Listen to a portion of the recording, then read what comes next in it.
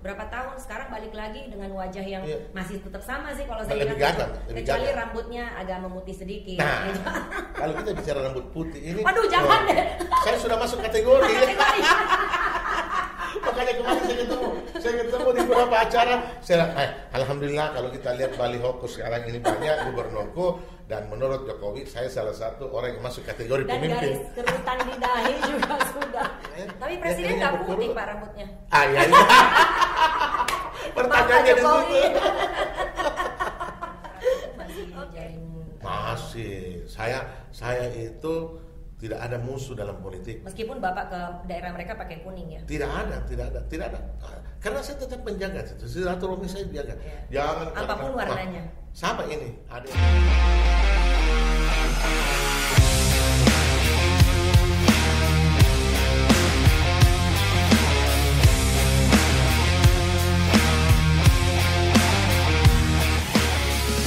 Dengar masyarakat Sulawesi Selatan itu mendengar banyak sekali nama-nama yang muncul. Saya nggak usah sebut di sini karena yang lain masih malu-malu kali ya.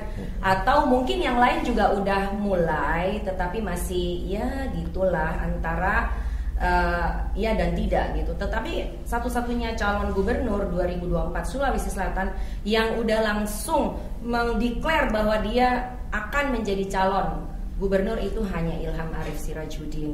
Nah, bagaimana nih Bapak? Apa yang mendasari Bapak sehingga Bapak begitu yakinnya nih langsung aja deh pasang gambar, langsung sosialisasi. And by the way, udah berapa banyak nih kabupaten yang dikunjungi? Alhamdulillah. Ida, saya ini kan latar belakangnya memang politisi. Kalau bicara sebenarnya dalam perspektif politik ya, saya sudah alhamdulillah kalau ukuran Sulawesi Selatan sebenarnya sudah cukup ya. Sudah pernah menjadi ketua partai yang lumayan besar, Partai Golkar. Saya tahun 2010 sampai 2008 sampai 2010 saya jadi ketua Partai Golkar.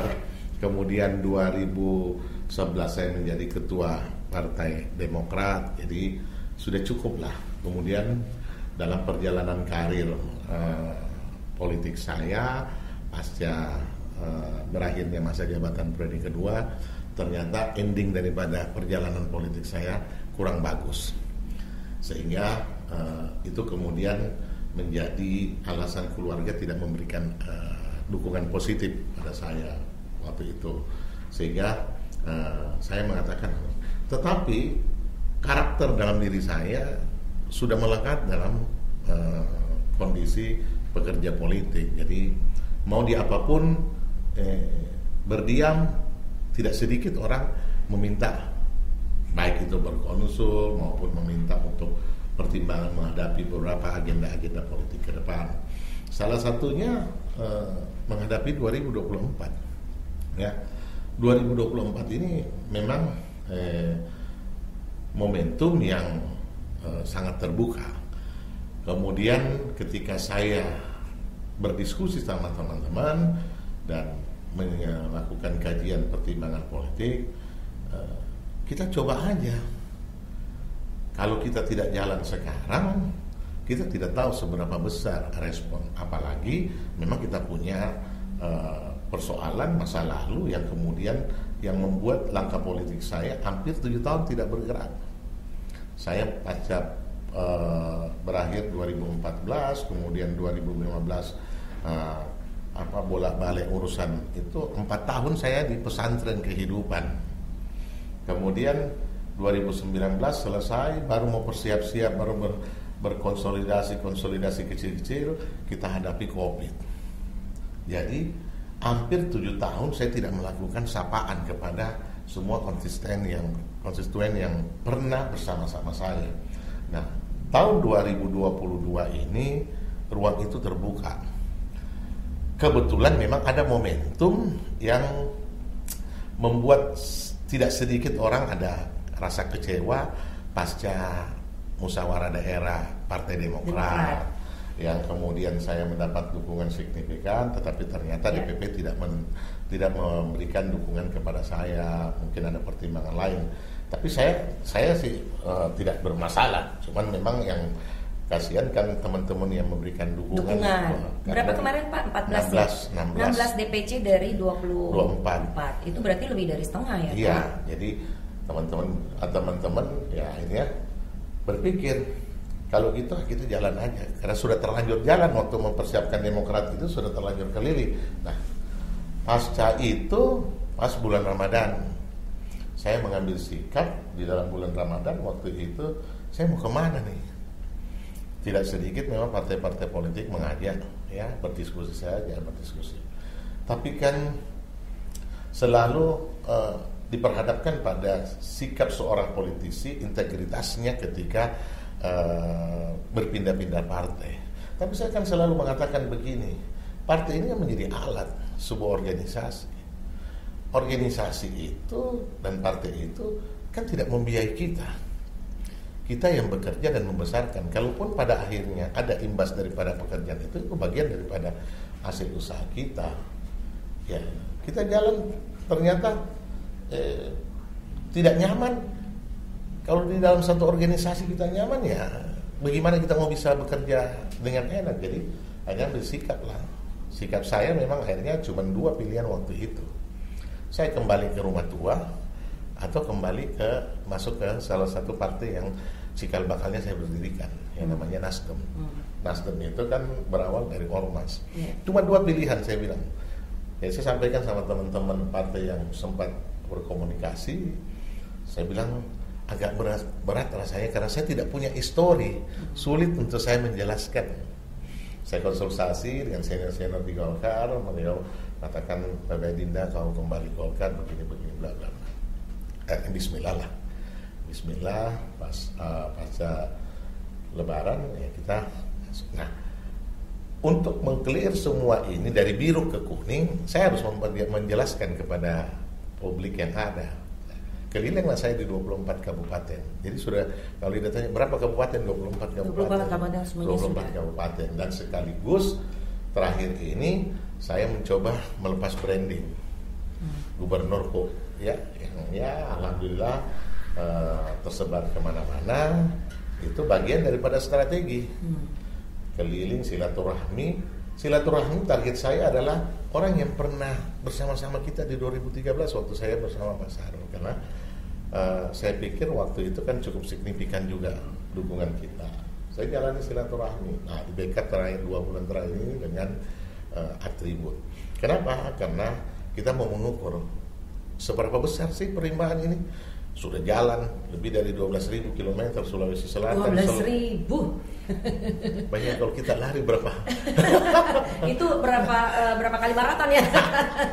6 bulan saya jalan. Terakhir kemarin saya di Selayar.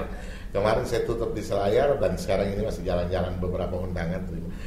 Yang sangat saya syukuri tidak karena tidak sedikit orang yang memang merindukan kehadiran dan membuka diri. Saya yang kewalahan malah saya menghadiri undangan-undangan, menghadiri permintaan mereka untuk bersilaturahmi karena waktu kita juga terbatas. Nah, sekarang ini kita mau lihat kalau kemudian respon positif, ya kata Ustaz Dasat Gaspol, gitu. Gercep, lebih cepat lebih baik. Ya. Kalaupun tidak, maka kita coba menganalisa lagi dan kemudian kita atur strategi di mana kelemahan-kelemahan kita tidak mencapai target yang diharapkan. Nah, seperti itu. Kalau 6 bulan lagi tidak ada, ya berarti kan publik tidak mengharap. Nah, tapi so far gimana nih Pak? Kan kelihatannya publik sangat antusias nih. Kan saya belum dapat survei, belum ada bocoran-bocoran sih kita dapat, tapi kan kita belum bisa mengukur karena apakah itu data benar atau tidak, maka kita lakukan sendiri. Karena kan tingkat popularitasnya Pak Iyas nih kalau di Sulawesi Selatan sudah lah ya udah khatam ya. Maksudnya orang tinggal mungkin pengen penjelasan tuh yang kasus kemarin itu, ntar kita bahas masalah itu, tapi mungkin perlu klarifikasi, perlu penjelasan. Pendukungnya Pak Iyas dulu itu pengen dengar langsung dari Pak Iyas seperti apa. Tapi kembali lagi tadi kan alasan Pak Iyas pindah dari Demokrat itu karena ada situasi yang tidak terlalu nyaman di situ. Apakah alasan itu sama dengan waktu Bapak meninggalkan si kuning menuju ke biru? Ya itu saya bilang, ketika kita tidak berada pada satu organisasi yang tidak nyaman, sementara kita punya energi yang cukup untuk berbuat, Ya kami tidak nyaman. Jadi nggak takut dibilangin kutu loncat ya Pak? Tidak berpikir itu karena kita sebagai orang politisi kita paham. Mungkin saja orang masyarakat bisa berpikir begitu, ya. Tidak dianggap tidak konsisten lah, tidak punya care kepada partai. Tapi kalau menurut saya tidak, karena partai itu alat untuk menuju suatu ruang pengabdian yang lebih besar. Nah, ini perspektif yang lain nih dalam melihat. Gitu. Ada yang melihat harus loyal terhadap satu partai. Nah, tapi menurut Pak Ilham tergantung bagaimana. Betul, loyal dalam kapasitas ketika kita berada dalam rumah itu. Tapi ketika di dalam rumah itu tidak ada ruang, tidak nyaman kita. Sehingga ngapain kita akhirnya tidak nyaman, kita cari ruang. Karena kan tujuan kita pada akhirnya kemana? Kalau politisi kan tujuan akhirnya satu yang dicari, mencari ruang pengabdian yang lebih besar. Nah, seperti apa ya? Mungkin di legislatif, mungkin di eksekutif, mungkin di ruang-ruang itu yang dibutuhkan. Kalau saya ya. Dan kalau menurut Bapak melihat dua partai ini, platform mereka kan sama sekali berbeda, Pak. Bagaimana Bapak melihat itu? Nah, begini, di Demokrat itu kan saya orang baru waktu itu. Ketika saya berada di Golkar, kan saya sudah tahu remnya Golkar seperti apa. Sebenarnya Bapak darahnya memang kuning ini. Iya. Ini saya pantau dari sini. Darahnya saya memang terlahir dari kuning. Iya, saya bisa sampai di jenjang wali kota itu karena kuning. Jadi seperti itu. Nah, waktu saya mundur dari kuning dan kemudian menerima lamaran biru, itu kebetulan pas ada momentum saya diminta, jadi ya saya terima. Yang meminta juga kebetulan orang nomor 1 di Republik ini ya kita sangat berarti mendapat penghargaan yang tinggi, dan akhirnya kemudian energi saya yang saya berikan buat Partai Demokrat pemilu 2009 alhamdulillah cukup signifikan bisa kita lakukan, menjadi pemenang kedua pemilu di bawah Golkar waktu itu. Nah, sekarang ini kan kondisinya berbeda. Kita menghadapi agenda politik dulu, pemilu legislatif, baru pilgub. Makanya yang saya lakukan adalah bagaimana sekarang berjalan, kemudian tugas saya mensosialisasikan kuning di tengah-tengah masyarakat. Paling tidak yang 1,7 pendukung saya yang dulu bukan kuning, kalau kau mau lihat saya tetap punya perspektif gubernur, maka mari kita sama-sama bergandengan tangan untuk apa itu. Tapi di kuning sendiri kan Bapak juga jadi kayak di outsider nih, dengar-dengar ceritanya. Ya kan kemarin adalah kisru-kisru internal, biasalah itu di partai. Tapi bagaimana Bapak menjelaskan itu? Tapi kalau itu saya bilang, kan tugas sebagai seorang kader bagaimana bisa melakukan sosialisasi secara masif dan maksimal untuk kepentingan masyarakat. Pada akhirnya ketika masuk di bilik pada pemilu legislatif, coblosannya ke partai-partai warna kuning, calegnya warna kuning. Mau kisruh saya di dalam dan lain, saya tidak diterima dan lain sebagainya, nggak ada urusan. Kalau kemudian orang bilang, Bapak nanti mau pakai kendaraan apa? Saya pakai Golkar. Oh, tapi bukan ketua, nggak ada urusan, karena Golkar itu satu kelebihannya, Ida. Golkar ini tidak ada pemegang rinci, tidak seperti partai lain. Maka mekanisme berlaku di situ. Salah satu mekanisme yang menjadi pertimbangan di Golkar, pengalaman saya pernah menjadi ketua DPD 1, pernah menjadi DPD 2 hampir 3 periode di Kota Makassar. Saya tahu bagaimana pengambilan keputusan politik di Golkar. Jadi lebih matang lah ya. Artinya kita lahir dari rahim Golkar, jadi kita paham betul. Oke. Jadi Bapak tidak resah dengan misalnya ada kubu dari ketua Golkar yang pemegang SK ini secara legal yang mengklaim bahwa dia yang punya pintu untuk menggunakan. Nggak ada. Di Golkar tidak ada. Nggak ada seperti itu ya? Nggak ada bahwa di Golkar itu bahwa ketua otomatis tidak. Gitu loh. Jadi itu semua tergantung apa? Yang menjadi pertimbangan adalah seberapa besar keterpilihannya. Ya. Survei membuktikan. Pasti elektoral yang menjadi pertimbangan pertama di Golkar. Dan partai-partai lain juga seperti itu. Dan itu akan dapat informasi hasil surveinya kapan, Pak? Golkar sendiri? Oh, kalau Golkar kan dia tetap jalan dan dia tetap memantau, dan menurut saya, karena yang tadi tidak katakan bahwa kalau bicara pendekatan popularitas, ya udahlah, katam kita selesai itu. Elektabilitas nanti elektoral ini kan tergantung seberapa besar popularitas. Nah, kalau melihat popularitas yang ada untuk saat sekarang, ya alhamdulillah saya paling tidak pernah modal, dan itu cuma dibangunkan sedikit, ternyata itu masih mengingat orang-orang itu. Meskipun pada kenyataannya tingkat popularitas tidak berbanding linear dengan tingkat elektabilitas. Iya betul. Iya kan? Ya. Itu dipengaruhi oleh apa, Pak? Nah itu dibarengi dengan kehadiran saya dengan silaturahmi ini, menjelaskan berbagai persoalan, menjelaskan kenapa saya harus di Golkar sekarang, kenapa saya, bagaimana masa lalu saya, bagaimana keberhasilan saya waktu memimpin wali kota Makassar dan sebagainya. Informasi itu yang kemudian masuk dalam perspektif masyarakat kita yang pada akhirnya mengangkat elektoral itu. Jadi ya paling tidak kehadiran saya bilang ke teman-teman, mudah-mudahan kehadiran saya, kalau menurut pandangan saya sekarang ini, mampulah mengangkat elektoralnya partai, gitu loh. Jadi kalau Bapak melihat tadi klarifikasi yang dilakukan di 24 kabupaten kan sudah selesai ya Pak? Sudah selesai. Jadi sekarang tinggal dievaluasi ya, sampai di mana. Kita lihat kira-kira Januari kita akan melakukan evaluasi. Kalau kemudian itu positif, maka saya lebih intens dan lebih fokus mempersiapkan diri. Sekarang ini benar-benar tidak mempersiapkan, tidak ada tim, tidak ada apa-apa, saya jalan aja. Jalan serampangan, tapi pada fokus orang-orang yang pernah berjuang sama saya di 2013. Paling tidak itu dulu. Kan kalau 1,7 ini bisa kembali saya bangkitkan dan tetap membangun komitmen, ya, bisa jadi 1,7 ini akan menambah kerja-kerja politik mereka sendiri. Itu yang saya bilang sama teman-teman para politisi. Ini kan susahnya teman-teman politisi, begitu gagal, begitu ditinggalin konstituen. Padahal kalau dia tetap merawat, kemudian masuk agenda, kan ini agenda politik, agenda 5 tahunan, bukan waktu yang panjang.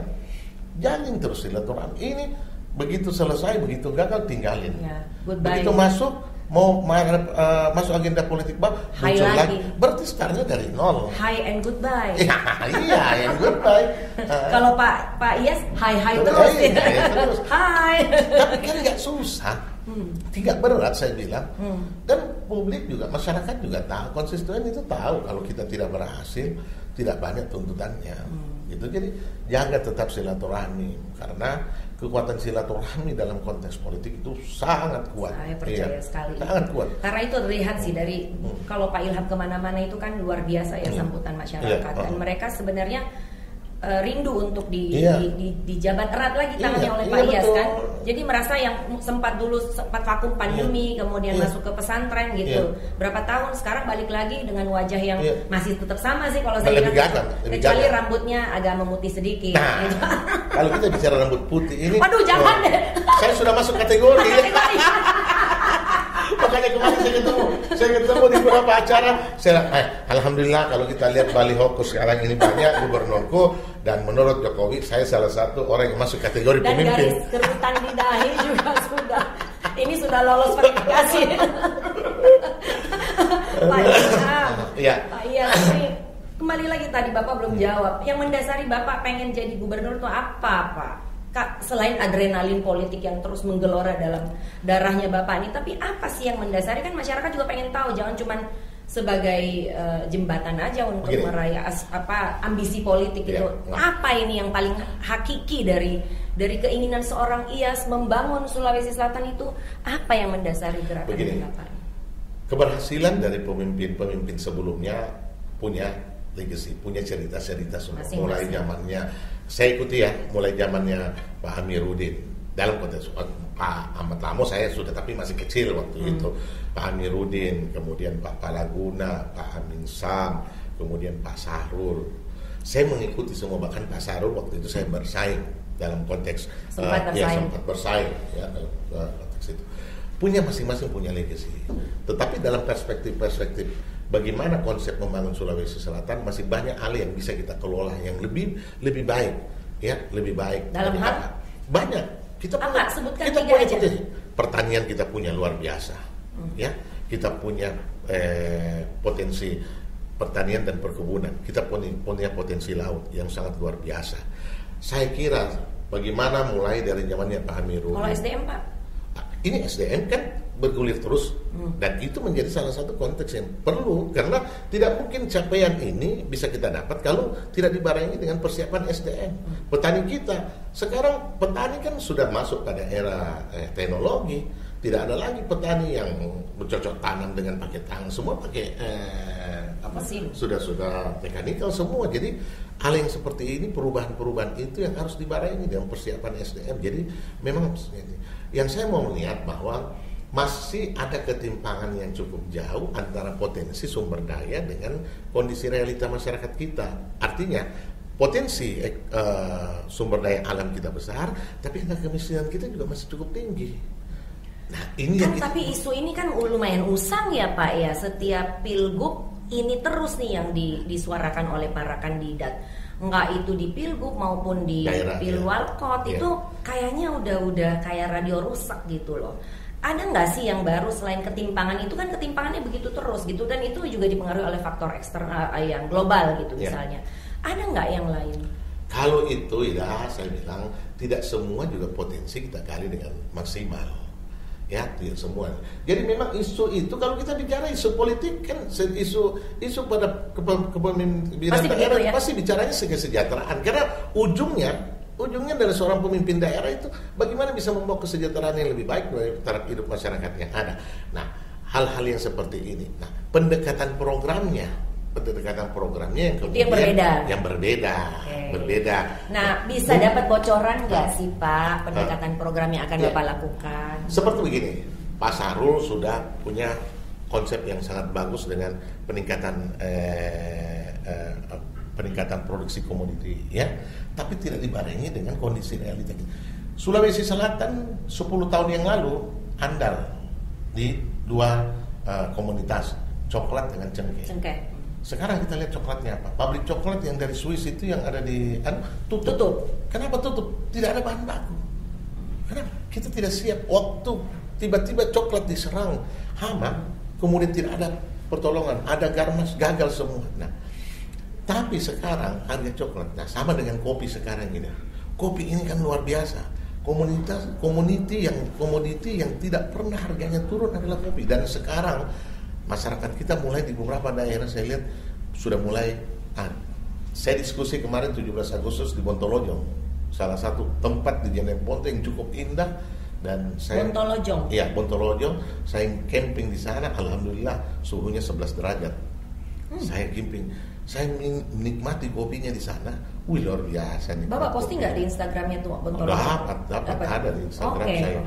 Terus dia ketinggian 1.800. 11 derajat. Iya, kita diskusi di situ malamnya dengan barista, dengan beberapa pengusaha kopi dan lain sebagainya. Diskusinya kenapa kopi hari ini mahal? Karena hari ini kopi itu pohonnya sudah dirawat, tidak seperti dulu tanam biarin aja tumbuh. Yang kedua, pengolahan kopi sekarang kan tidak seperti dulu. Dulu orang tua kita bagaimana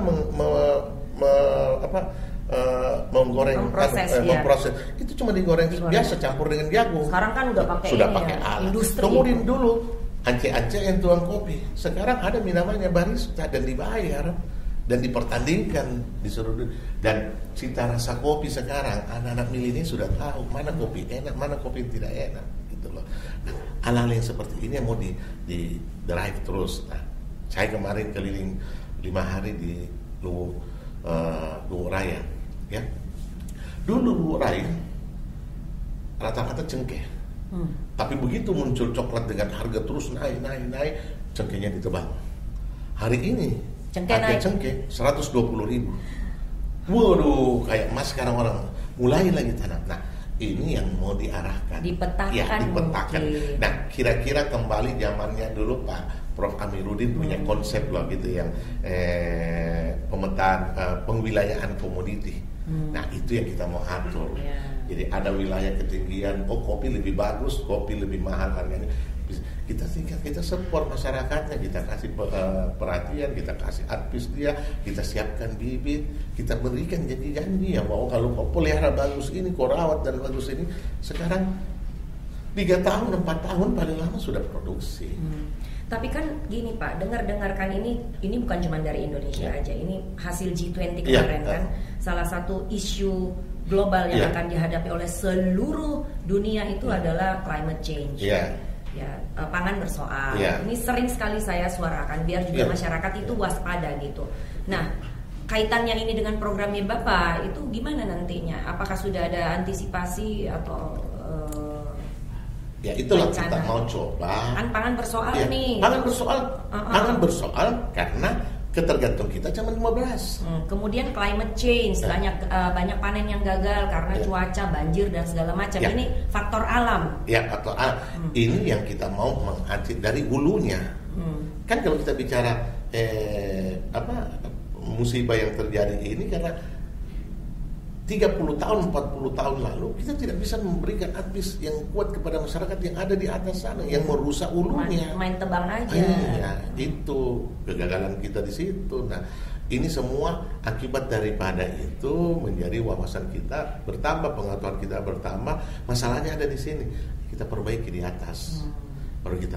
Nah, kalau bicara tentang pangan, ini kan masyarakat kita ketergantungannya sama beras karena terbiasa kita makan. Dan beras bersoal loh, ya, Pak. makanya, Nanti 2023 kita, bersoal. karena pasti beras akan bersoal, luas tanam kita pasti akan berkurang seiring dengan bertambahnya kebutuhan hidup masyarakat yang tadinya lahan ini akan berubah. Nah, pola makannya harus dirubah. Ya, seperti itu saya di Bantaeng di Kabupaten Bantaeng, ada kecamatan situ. Masyarakatnya sudah mulai biasa makan kentangnya, ini luar biasa. Oh gitu ya, Pak. Oh, manis besar-besar lagi. Dan dia udah alih ini mereka, alih pangan. Iya. Dia kita makan sumber karbohidrat tidak hanya nasi. Iya. Kita makan, saya makan kentang pakai ikan bakar, pakai apa? Oh, ternyata nikmat juga. Kesehatan juga menjadi bagus gitu loh. Dan sebenarnya ini kita bergantung karbonnya di beras. Ini kan termasuk, ya mohon maaf kalau kita terlalu banyak makan beras, ini penyakit semua di sini. Tapi kan kalau makan ikan asin nggak pakai nasi kayaknya kurang. Kalau mau makan kentang pakai ini, di sana luar biasa. Boleh dicoba lah, kita coba resepnya Pak Ilham. Kentangnya besar-besar, manis lagi. Saya panen bawang di sana, bawangnya besar-besar juga. Wah, luar biasa, saya bilang masyarakat kita ini. Sebenarnya cuma tinggal mau dikawal dengan baik. Iya. Seperti itu. Nah kan yang menggelitik juga nih Pak, saya pernah punya datanya itu berapa tahun yang lalu, saya nggak tahu sekarang ya, karena datanya apakah itu masih valid apa tidak. Sulawesi Selatan itu masuk di 10 besar komoditi unggulan yang memproduksi pertaniannya, perikanan paling bagus gitu. Tapi kalau dilihat dari kemampuan ekspornya itu jauh di bawah. Jadi berarti memang ada PR yang harus dikerjakan. Ya, itu tidak tersedia sarana. Bayangkan, saya dari Selayar kemarin, ya ada satu masa ikan dibuang begitu saja, karena tidak ada pasar, tidak ada sarana pendukung, tidak ada pabrik es. Iya. Begitu lewat pakai formalin. Iya, begitu tidak ada dibuang. Saya bilang aduh sedih rasanya seperti itu, masyarakat jauh-jauh. Es kan mahal Pak. Iya, artinya ini sekarang saya di Selayar kemarin, nauzubillah min dzalik, solar 20.000 dari harga 6.000, 20.000 itu pun cuma dapat 10 liter. Bagaimana orang jatah? Iya. Nah, hal-hal yang seperti ini yang kemudian, nah itulah informasi yang saya dapatkan dalam perjalanan, kemudian masuk jadi bahan pikiran. Berarti sambil jalan Bapak dengar keluhan masyarakat. Memang begitu, karena pada akhirnya kan saya mau nyusun visi misi apa yang saya dapat. Berarti visi misinya Pak Ilham nih real dari suara rakyat, bukan cuma think tank yang mikir. Bukan ya. Ini diambil langsung dari masyarakat. Saya lihat di masyarakat sana sekarang ini di mana, di Luwu Raya sudah mulai, kan cengkehnya sudah mulai naik sudah berbuah. Nah sekarang dia mau kembali ke pasar dengan mau tumbuhkan lagi coklatnya karena kita motivasi. Nah hal yang seperti ini yang kemudian ke depan kita harus betul-betul fokus untuk kita mau kembalikan kejayaan kita dulu. Bayangkan Sulawesi Selatan punya coklat dulu luar biasa. Iya. Salah satu terbaik di dunia. Ini juga Pak, rumput laut juga salah satu tipe terbaik. Sebenarnya kita ini, ya saya cuma pernah dengar ada salah satu ustadz yang di pesantren di Jawa Barat tuh bilang gini, dia pernah dikirim ke Belanda Pak oleh Menteri Jauhari sebelumnya, berapa periode sebelumnya. Terus waktu balik dia ditanya nih, Pak Kiai, apa yang Pak Kiai pelajari? Dia bilang cuma 2 hal. Indonesia paling kaya, tapi paling malas orangnya. Di situ itu masalahnya. SDM sekali. Apalagi kita di Sulawesi Selatan ini. Ya itu yang saya selalu motivasi. Salah satu contoh Haji Syukur yang ada di Malino, ya dia itu petani dari Cianjur, saya yang kemudian transmigrasi ke Malino.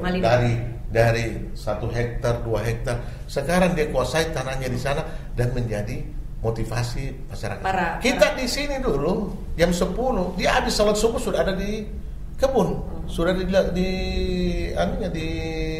lokasi pertaniannya. Kita jam 9, jam 10 masih bungkus pakai sarung. Itulah bedanya. Benar ya. Betul. Sumber daya manusia. Dan itu harus kita rubah. Nah, mereka yang sekarang anak-anak yang berpendidikan, nah ini kita mau ajak lagi sekarang bahwa kau jangan melihat dalam konteks petani itu dalam pekerjaan yang tidak memberi nilai ekonomi besar. Kalau dulu kan, sekarang kan integrated farming system dari handphone bisa tidak semua bisa jalan. Jadi nanti kalau Pak Ilham jadi gubernur, ya. Amin. Oke, nah, wah ini kita masuk ke cerita lama yang sebenarnya kalau diungkit-ungkit lagi tuh gimana ya, tapi tentunya itu kan namanya Pak Ilham bilang tadi pesantren kehidupan ya. Di mana-mana nih Pak Ilham selalu bilang saya tamatan pesantren kehidupan. Meskipun itu merupakan satu titik yang mewarnai perjalanannya Pak Iyas, perjalanan karir politiknya. Ini pasti pertanyaan yang sudah usang dan sangat klasik kalau ditanya apa hikmah terbesar. Tetapi kalau mau saya tanya Pak, apa yang membuat Bapak yakin bahwa itu tidak akan terulang lagi? Apa ya? Begini. Kan orang butuh kepastian nih dari Bapak. Kan mau masuk pilgub. Orang mau tahu nih apa keyakinan dari Bapak yang membuat Bapak itu sangat yakin bahwa tidak akan terulang lagi nih hal-hal yang seperti itu. Jangan sampai kan nanti yang pemilih bilang ntar kita pilih, ntar lagi ganti baju orange lagi, kan nggak enak. Begini dah, inilah kita punya perspektif hukum kita yang kadang-kadang terlalu mudah menjadikan kita menjadi seorang tersangka dan terdakwa. Ya, jangankan tidak, dan pengalaman saya ada 80-90% orang di dalam pesantren kehidupan, khususnya penyelenggara pemerintahan, ya, khususnya baik itu lurah, camat, kepala daerah, ASN yang ada di dalam, itu bukan pada sikap perilaku, lebih pada sebuah regulasi atau kebijakan. Sebuah tanda tangan kita bisa menjadi koruptor tanpa menikmati sepeser pun uang itu. Tapi memang apakah memang asalnya memang itu? Begitu, undang-undangnya seperti itu. Saya kan selalu bilang, kalau memang jelas dia memperkaya diri dan merampok uang rakyat, hukumnya kasih berat seberat-beratnya. Tapi bukankah karena dia sebagai pucuk pimpinan kan makanya dia harus hati-hati dong tanda tangan Pak. Jangan main tanda tangan aja kan? Kalau wali kota 7 rangkaian mini ke bawah. Jadi nggak ada tim nih yang memfilter 7 layer di disposisi ke bawah baru sampai sama top leader. Tapi kalau bapaknya, kalau misalnya 01-nya, karena ini yang 7-nya kena juga nggak? Tanggung jawab ada di nomor 1. Waduh. Semua disalahkan siapa? Nah, yang kedua, ya tidak sedikit juga memang ya kita lihat kondisi sekarang ya, banyak juga orang karena kepentingan. Ada satu kepala desa ya, karena mendekati pemilihan kepala desa ya, kerugian negaranya 1,8 juta, kena 2,5 tahun. 1,8 juta itu pun akibat hasil musyawarah menaikkan negara miskin. Tapi karena masuk dalam dunia politik, maka itu jadi isu politik. Itu jadi isu politik yang kemudian ditangkap oleh para penegak hukum. Sementara faktanya, nah itu yang saya bilang tadi. Kalau kemudian mengulangi masa yang lalu, kita pasti akan semakin hati-hati karena tidak punya pengalaman. Karena saya punya pengalaman, kerugian negaranya tidak ada. Yang dikatakan bahwa kerjasama ini kalau dilanjutkan akan rugi. Ternyata faktanya tahun ke-11 dilakukan lagi. Tidak, tahun ke-11 kan untung. Dari 25 tahun kan dakwaannya seperti itu. Yang masuk laporan pengaduan bahwa ini kerjasama kalau dilakukan akan merugikan. Ternyata baru tahun ke-11 sudah untung dari minus 285 miliar menjadi surplus 380 miliar. Di tahun ke-11 berarti masih ada 14 tahun karena kerjasamanya 25 tahun. Dan kenapa saya harus lakukan kerjasama waktu itu? Nah, ini kita mau cerita. Apa yang saya lakukan waktu Ya, itu? betul.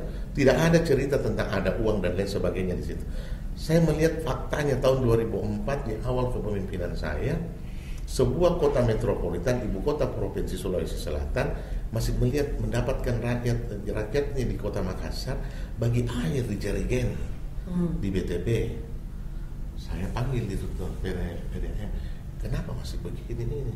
Dia bilang, Pak, kita punya instalasi sudah tidak mampu.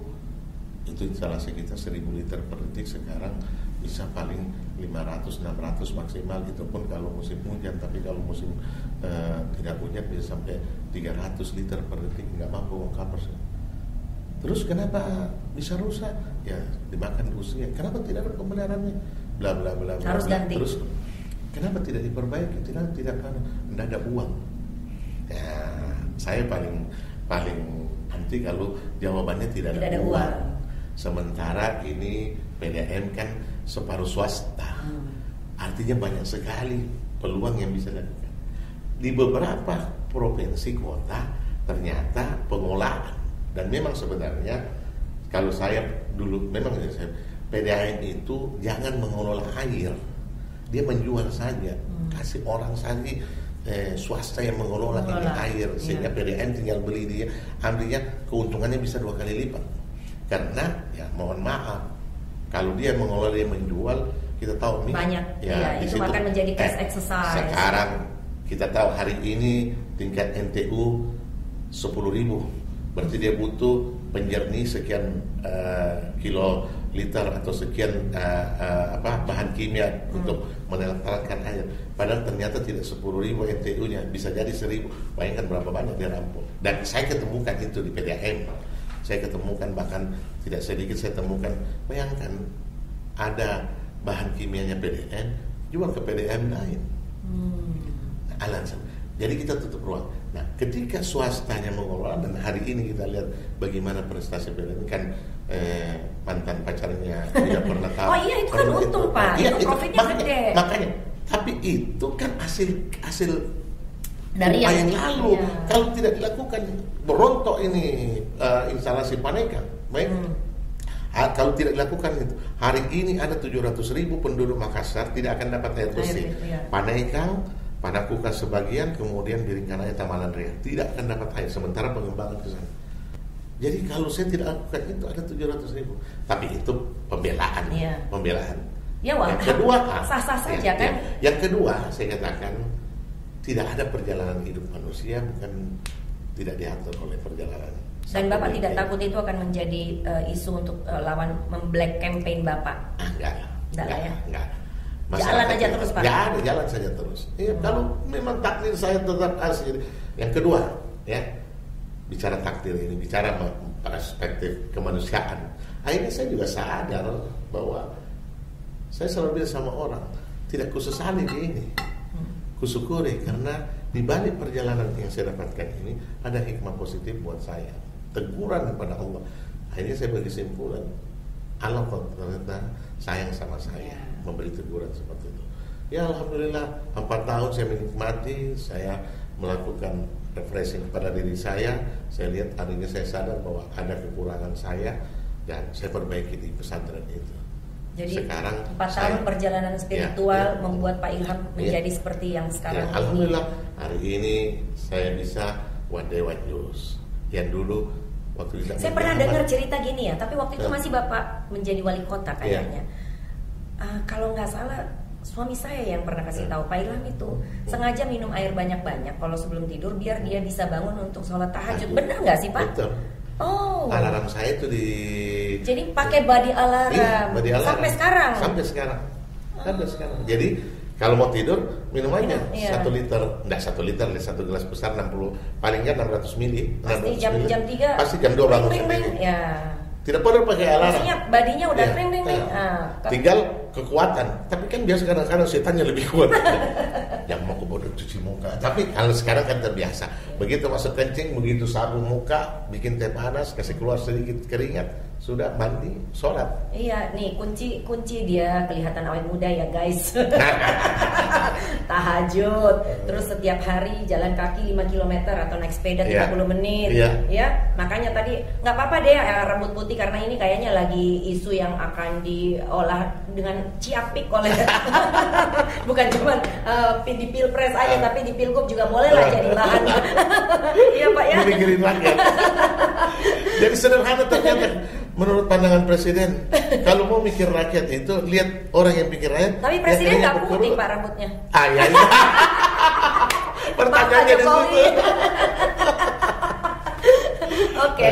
Nah Pak Ilham, kalau kita melihat ke belakang nih ya, kan asik tuh kalau kita bicara tentang masa lalu ya, yang akan tentunya menjadi membawa perspektif baru dalam kita merencanakan masa depan. 10 tahun Bapak menjadi wali kota 2 periode, meskipun itu drama pada saat Bapak kemudian dijemput itu ya menyisakan rasa yang mendalam bagi masyarakat yang memang support ke Pak Iyas gitu.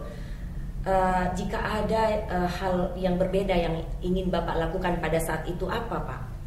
Waktu itu kalau misalnya sekarang ini waktu itu harusnya begini, hal yang berbeda dari yang Bapak sudah lakukan di luar dari kesalahan administrasi itu, kinerja atau output yang Bapak hasilkan. Saya tidak tahu tiba-tiba ini menjadi masalah, tiba-tiba menjadi masalah yang menurut saya tidak ada kesalahan di situ. Menurut saya pada waktu itu tidak ada. Dan pengambilan keputusan saya waktu itu meminta kepada PDM, kau harus carikan investor. Karena kau tidak mampu cari investor. Nah, kesalahan yang dianggap saya salah waktu itu karena ada ketemuannya BPK bahwa ada aliran dana masuk di rekening saya dari seorang pengusaha. Bukan. Jadi kan begini, waktu saya ngurus PSM, ya, kan tahu lah urus bola bagaimana ya, kan salah satu mitra yang menjadi sponsor itu yang kontrak dengan PDM. Tapi itu kan kontrak resmi sponsor. Saya pasang label di sini yang harganya 2 miliar, kemudian PSM itu punya berutang sama saya. PSM kan kalau mau bayar gaji tidak ada, pasti saya talangin. Nah, ketika itu masuk uang ini dibayarlah utang saya 75 juta. Oke, itu soal PDAM. Secara general. Kalau secara general saya pikir apa yang saya lakukan dalam 10 tahun dan membuat legacy yang seperti ada sekarang, Pantai Losari, Lapangan Karbosi, ya. Ada lagi nggak yang Pak? Maksudnya itu kan itu yang Bapak oke lah legacy. Tetapi kalau diminta gini, ada sih satu yang saya kalau dikasih waktu lagi saya pengen melakukan hal yang berbeda. Itulah yang kemudian saya melakukan ketika melanjutkan perjalanan ini, karena pilihannya saya harus memutuskan bahwa Dani yang harus melanjutkan ini karena dia 10 tahun mendampingi saya, dia tahu frame saya, dia tahu otak saya, bagaimana menata kota ini. Kan kita sepakat bahwa Makassar menjadi kota dunia dengan memperbaiki segala infrastruktur yang ada. Maka tapi pantai ditutup tuh Pak. Putusannya dengan ini. Kan begini, kemarin pandangnya langsung ditutup. Sebenarnya Pak Dani dulu berpikir begitu kan, tidak boleh ada bangunan di depan Pantai Losari. Saya nggak tahu karena ada spektator di situ untuk panggung, tapi itu kan untuk panggung event lakukan, tapi sudah jadi permanen ya. Tapi kan nasi kiri kanan yang maksudnya Pak Dani jangan sampai tertutup sama sekali. Di depan pantai itu ada ruko apa semua yang menghalangi, kan ya gitu. Kita kan masih punya konsep perbaikan dulu, masih ada jalan di belakang MGH sampai di depan Rotterdam. Jadi tidak betul-betul orang view pantai itu tidak ada yang menghalangi kalau dari jalan gitu loh. Kan kalau nggak salah dulu zamannya Pak Ilham bukannya yang penjual kaki lima itu direlokasi. Iya, zaman saya. Relokalisasi. Iya kan? Nah, sekarang balik lagi. Iya, balik lagi.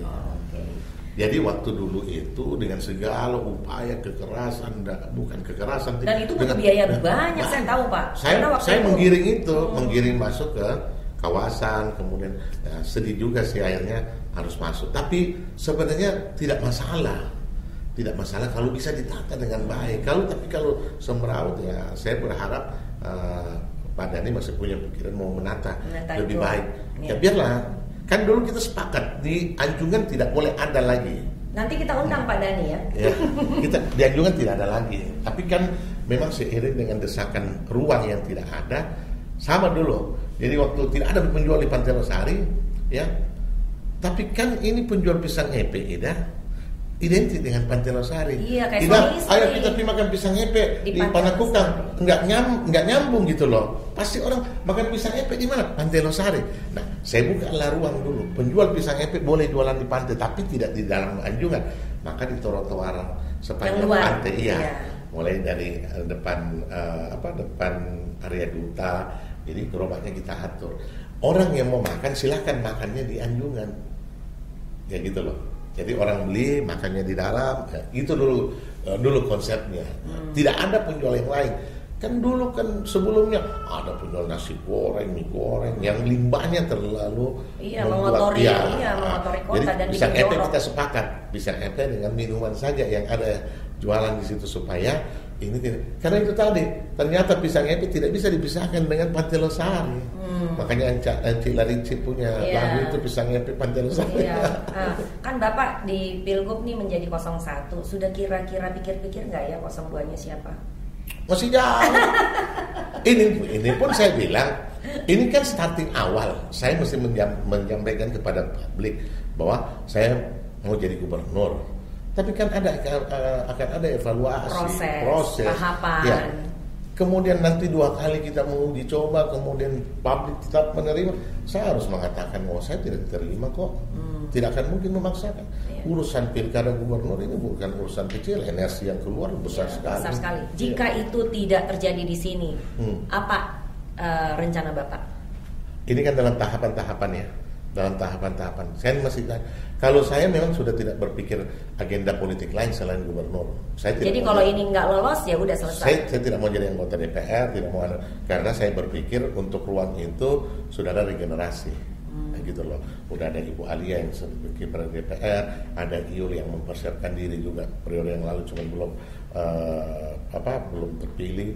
Nah, ada agendanya. Kalau saya cuma itu, karena saya menganggap ruang kan Bapak masih muda Pak, masa langsung kalau misalnya tampangnya aja muda 2024 nggak bisa masuk ke kancah itu, kemudian masa Bapak nggak?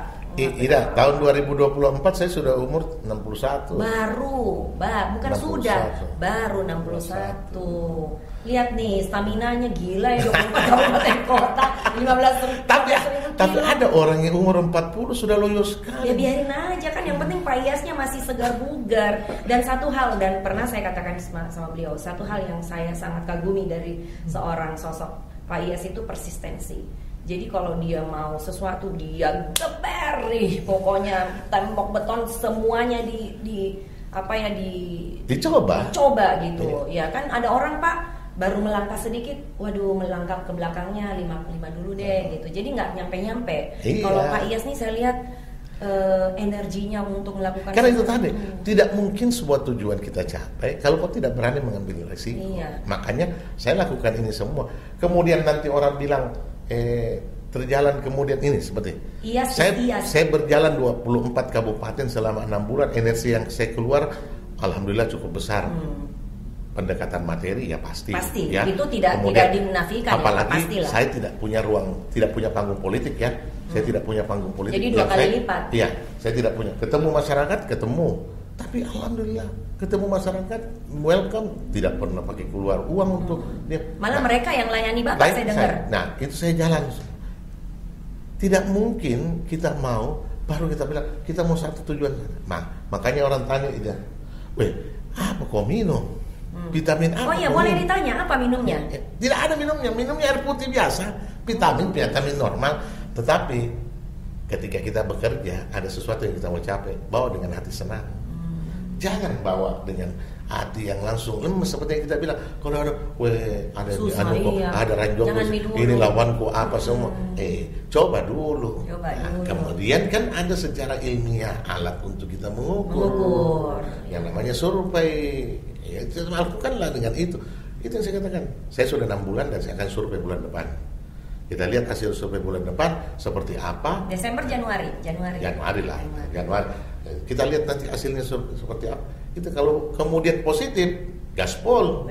Kalau tidak kita evaluasi 6 bulan lagi. Kalau tidak ya kita back off. Ya, cari pikir lagi yang lain. Pikiran orang lain. Nah, karena kebetulan saya kan tidak menyingkirkan diriku.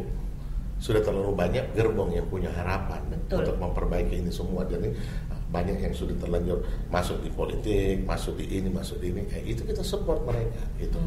Dan yang kemarin mendukung Bapak di Demokrat itu masih menjalin? Masih. Saya itu tidak ada musuh dalam politik. Meskipun Bapak ke daerah mereka pakai kuning ya? Tidak ada. Karena saya tetap menjaga silaturahmi, saya jaga. Ya. Jangan apapun warnanya. Sama ini, ada yang mau membatasi, jangan kau batasi ke persahabatan kita, ya. Mungkin dalam konteks politiknya kita berbeda, tapi silaturahmi jangan dosa loh. Saya bilang kita mau putusin silaturahmi. Makanya itulah modal saya. Ya, jadi IAS is IAS sama dengan World Cup kali ini ya. Kemarin yang kalau nonton Bapak kesebelasan favoritnya? Belanda. Oh, kalau saya Jerman. Jerman sebenarnya itu kayak mirip Pak Iyas tuh, meskipun dia tidak peduli nih, pokoknya sebelum peluit terakhir dibunyikan dia geber terus akhirnya menang lawan apa tuh kemarin tuh, yang 2-1 ya kalau nggak salah ya. Apa? Draw? Enggak, yang kemarin bukan yang sekarang. Jerman Arab. Ya. Arab kalah 2-1, Jerman kalah. Bukan yang dia menang. Belum ada menang Jerman. Jerman Spanyol 1-1. Oh 1-1 ya. Oh ya itu dia menyamakan. Kalau kita nonton Jerman Spanyol itu kayaknya kita nonton final. Iya betul. Dan itu sama-sama ngotot, sama-sama. Iya. Dan si komentator bilang Jerman is Jerman. Kalau di sini saya bilang IAS is IAS. Kagak ada matinya. Pokoknya dia maju terus pantang mundur ya Pak IAS ya. Tapi akan ada masanya ketika sudah melakukan pertimbangan kajian apa semua yang kemudian peluangnya tidak ada ya kita. Ya kalau peluit sudah dibunyikan ya udah selesai pertandingan. Kita coba pikir yang lain. Iya betul. Ya? Oke. Nah, wah udah 1 jam kita ini nggak terasa. Banyak sekali pertanyaan saya. Tapi Pak Iyas mau ke Takalar katanya, mau menyambangi lagi konstituen di sana ya. Jadi terima kasih sekali lagi. Saya tahu pemirsa pasti belum terlalu puas dengan apa yang saya dapatkan dari Pak Iyas, tapi mudah-mudahan ini nanti akan kita berlanjut lagi ya. Kita tunggu deh hasil survei ya. Kalau misalnya sudah jelas, kita panggil lagi Pak Iyas datang ke sini biar lebih konkret programnya. Saya berharap juga bukan cuma sekali ini saya dipanggil, karena ini menjadi ruang.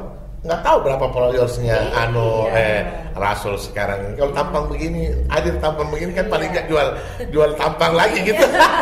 Pokoknya jangan dicat rambutnya Pak. Itu yang saya selalu bilang ini tuh.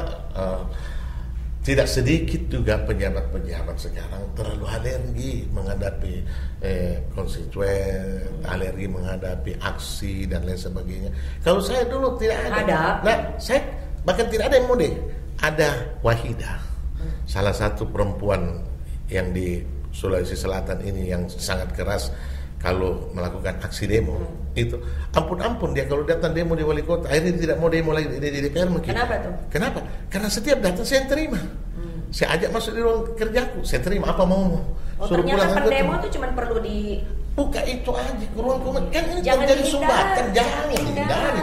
Ini kan persoalan ada sesuatu yang mau disampaikan, tidak ada alirannya, tidak ada salurannya, disumbat. Padahal didengerin aja juga udah syukur, bikin senang. Sini tuan apa? Duduk bersila. Saya duduk bersila sama apa mau. Tapi kalau kau datang di rumah tak, atabe kau juga. Yang kau dengan begitu. Kalau kau kasar, tidak ada etika, ya kita orang Bugis Makassar bos. Gitu loh. Kalau kau datang baik-baik ketok pintu, assalamualaikum, waalaikumsalam, oke. Tapi kalau itu yang saya lakukan dan alhamdulillah selama hampir 10 tahun saya menjadi wali kota tidak terlalu banyak aksi di kantor. Karena itu tadi saya terima, tidak ada apa mau.